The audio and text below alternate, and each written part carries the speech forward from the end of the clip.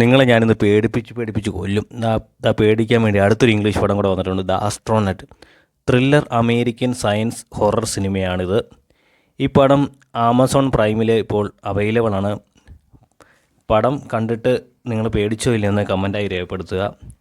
ഇപ്പോൾ പേടിപ്പിക്കാൻ വേണ്ടി കുറേ സിനിമകൾ ഇറങ്ങിയിട്ടുണ്ട് ഇംഗ്ലീഷിൽ. അതിലൊരു മികച്ചൊരു സിനിമയാണ് ദ ആസ്ട്രോനറ്റ്. കണ്ടിട്ട് നിങ്ങളുടെ അഭിപ്രായങ്ങൾ കമൻറ്റായി രേഖപ്പെടുത്തണേ. പിന്നെ ഇന്ന് OTT റിലീസായ അടുത്തൊരു ചിത്രമാണ് ബാഡ് ഗേൾ. ഇതൊരു തമിഴ് ചിത്രമാണ്, അഞ്ജലി ശിവരാമൻ്റെ ചിത്രമാണ്. പിന്നെ വെട്രിമാരനാണ് ഈ പടത്തിൻ്റെ പ്രൊഡ്യൂസർ. ഒരു തമിഴ് ചിത്രമാണ് ബാഡ് ഗേൾ. ഒരു ഫീമെയിൽ ഓറിയൻറ്റഡ് സിനിമയാണ് ബാഡ് ഗേൾ. ഇപ്പോൾ സിനിമ ഹോട്ട്സ്റ്റാറിൽ അവൈലബിൾ ആണ്. സിനിമ കണ്ടിട്ട് നിങ്ങളുടെ അഭിപ്രായം കമൻറ്റായി രേഖപ്പെടുത്തുക. ഇതും എനിക്കൊരു പേഴ്സണലി ഇഷ്ടപ്പെടാത്തൊരു സിനിമയാണ്. ചിലപ്പോൾ നിങ്ങൾക്ക് ഇഷ്ടപ്പെടുന്നതായിരിക്കും. നിങ്ങൾക്ക് പേടിക്കാൻ ഇഷ്ടമാണോ? പേടിക്കാൻ ഇഷ്ടമാണെങ്കിൽ അങ്ങനെ ഒരു കിടുക്കാച്ച് സിനിമ ഇറങ്ങിയിട്ടുണ്ട്. ഒരു ബ്ലാക്ക് ഫോൺ 2 എന്നാണ് പടത്തിൻ്റെ പേര്. ഇതൊരു ഇംഗ്ലീഷ് ഹൊറർ സിനിമയാണ്.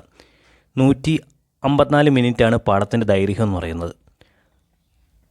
1 മണിക്കൂർ 54 മിനിറ്റ്.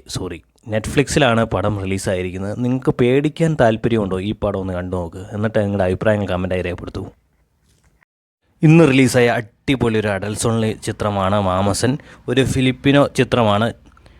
അടിപൊളി സിനിമ എന്ന് വെച്ചാൽ അടിപൊളി സിനിമ. ഫിലിപ്പിനോ ചിത്രമാണ്. അടുത്തായിട്ട് പറയാൻ പോകുന്ന സിനിമയാണ് ബ്ലാക്ക് മെയിൽ. GV പ്രകാശ് നായകനായിട്ട് അഭിനയിച്ച സിനിമയാണ് ബ്ലാക്ക് മെയിൽ. പടം ഡയറക്റ്റ് ചെയ്തിരിക്കുന്നത് MU മാരനാണ്. ചിത്രത്തിൻ്റെ ദൈർഘ്യം എന്ന് പറയുന്നത് 121 മിനിറ്റാണ്. ഈ സിനിമ ഒക്ടോബർ 30 സൺലെസ്റ്റിൽ നമുക്ക് OTT ആയിട്ട് റിലീസായിട്ടുണ്ട്. സിനിമ എനിക്ക് പേഴ്സണലി ഇഷ്ടപ്പെടാത്തൊരു സിനിമയാണ്.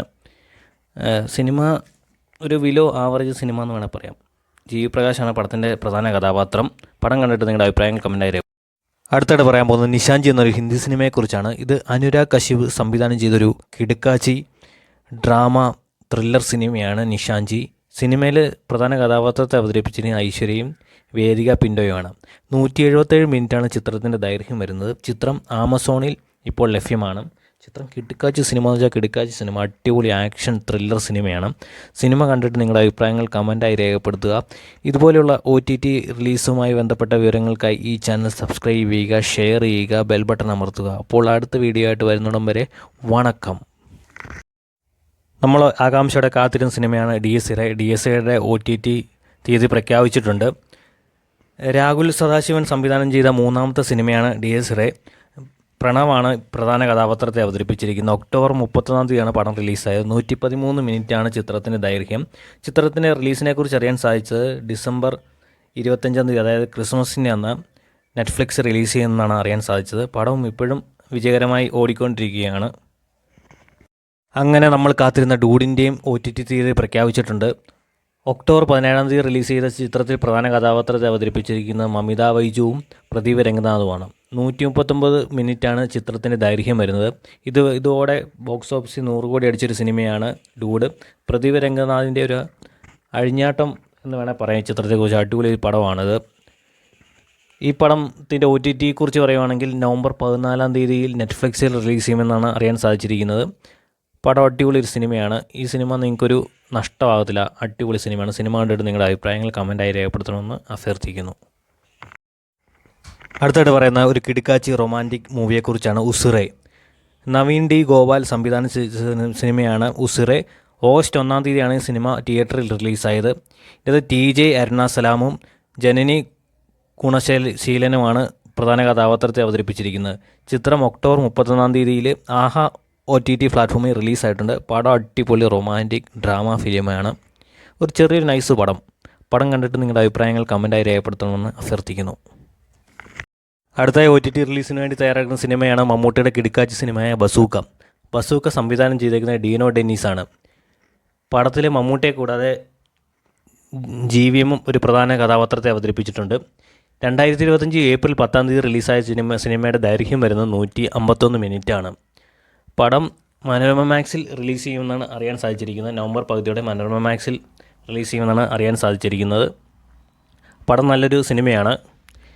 ഗൗതം വാസുദേവ മേനോൻ മമ്മൂട്ടി കോംബോയിലെ ആദ്യത്തെ സിനിമയാണ് ബസൂക്ക കണ്ടിട്ട് നിങ്ങളുടെ അഭിപ്രായങ്ങൾ കമൻറ്റായി രേഖപ്പെടുത്തുക. ഏറ്റവും പുതിയ OTT റിലീസുമായി ബന്ധപ്പെട്ട വിവരങ്ങൾക്കായി ഈ ചാനൽ സബ്സ്ക്രൈബ് ചെയ്യുക, ഷെയർ ചെയ്യുക, ബെൽ ബട്ടൺ അമർത്തുക. അടുത്ത OTT റിലീസിന് വേണ്ടി തയ്യാറെടുക്കുന്ന പടമാണ് വേല. ഒരു ആക്ഷൻ മൂവി പടമാണ്. പോലീസ് സിനിമയാണ്. വേലയിൽ മെയിൻ കഥാപാത്രത്തെ അവതരിപ്പിച്ചിരിക്കുന്നത് ഷൈൻ നിഗം, സണ്ണി വെയിന്, അതിഥി ബാലൻ എന്നിവരെയാണ്. 2023 നവംബർ 10 റിലീസ് ചെയ്ത പടം 2 വർഷമായിട്ട് റിലീസായിട്ടില്ല OTTയിൽ. ഈ മാസം പകുതിയോടെ റിലീസ് ചെയ്യുമെന്നാണ് അറിയാൻ സാധിച്ചിരിക്കുന്നത്. മനോരമ മാക്സിനാണ് പടം റിലീസ് ചെയ്യുന്നത്. 148 മിനിറ്റാണ് പടത്തിൻ്റെ ദൈർഘ്യം വരുന്നത്. നല്ലൊരു പോലീസ് ആക്ഷൻ സിനിമയാണ്. അടുത്ത OTT റിലീസിന് വരാൻ വേണ്ടിയിരിക്കുന്ന പടമാണ് get set baby. Get set baby സംവിധാനം ചെയ്തിരിക്കുന്ന വിനയ് ഗോവിന്ദാണ്. ഈ ചിത്രത്തിൽ പ്രധാന കഥാപാത്രത്തെ അവതരിപ്പിച്ചിരിക്കുന്നത് ഉണ്ണിമുകുന്ദൻ, നിഖില വിമൽ, ശ്യാം മോഹൻ, ജോണി ആൻ്റണി, ചെമ്പൻ വിനോദ് എന്നിവരാണ്. മനോരമ മാക്സിൽ ചിത്രം നവംബർ 10 റിലീസ് ചെയ്യുമെന്നാണ് അറിയാൻ സാധിച്ചിരിക്കുന്നത്. പടം നല്ലൊരു ഫാമിലി എൻ്റർടൈനർ മൂവിയാണ്. പടം കണ്ടിട്ട് നിങ്ങളുടെ അഭിപ്രായങ്ങൾ കമൻറ്റായി രേഖപ്പെടുത്തണേ.